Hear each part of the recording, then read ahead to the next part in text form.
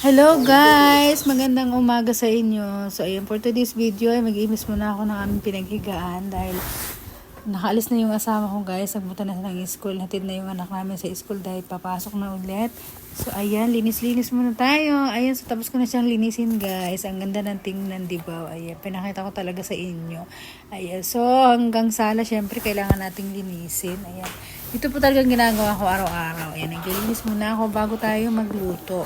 So, ayan na guys, nandito pa rin ako sa kwarto ng anak ko. Lilinisin ko muna to bago ako magluto ng aming almusal. Kasi ako na naman ang magluluto ngayon dahil ang asawa ko nga nasa school pa. Pagdating niya, dapat nakaluto na ako para kakain na lang kami. So, ayan, syempre, hanggang ilalim ng kama, kailangan nating walisin. Ayan, hanggang dito syempre sa kusina naman ang ating lilinisin. Araw-araw po ganyan ang ginagawa ko talaga. So, ayan, bago magluto, naglilinis muna ako.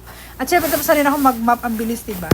So, ayun na nga, nandito na ako sa kusina, guys. Ito na nga, guys, ito ang lulutuin ko. Ham, tapos merong itlog, merong tuyo.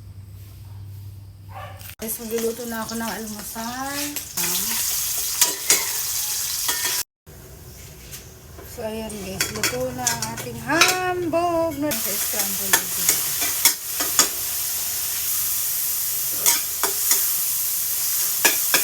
Diyan lang natin ang ating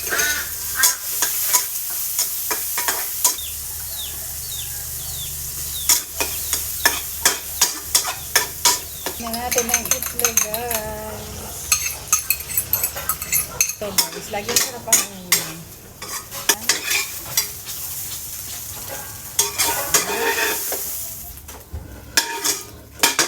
Aming almusal.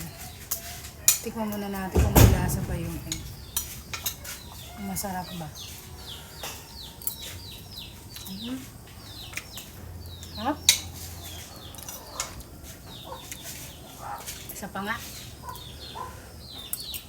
Sa mga kumakain ng isda na to, napakasarap po nito. Try nyo bumili sa palengke. Ang tawag dito ay biya. Ayan. Lutuin na natin. 100 na ata ang guys, luto na ang ating tuyo. Ayan, luto na siya. Luto na ang ating biya na masarap. Muntik na siya maging kulay itim. Muntik na masunog. Pero dito. Oh, ba't ngayon ka na? Wow, daming mais. Ang diet natin. Ang daming mais. Sabi mo, tapos ako magluto ng almusal natin eh. Kalabasa. Magkakalabasa tayo. Diba? Ilan na pa ulit. Halika muna. Ayun na tayo. Let's eat. Nandito na yung plato. Ito yung tubig. Kakain na tayo.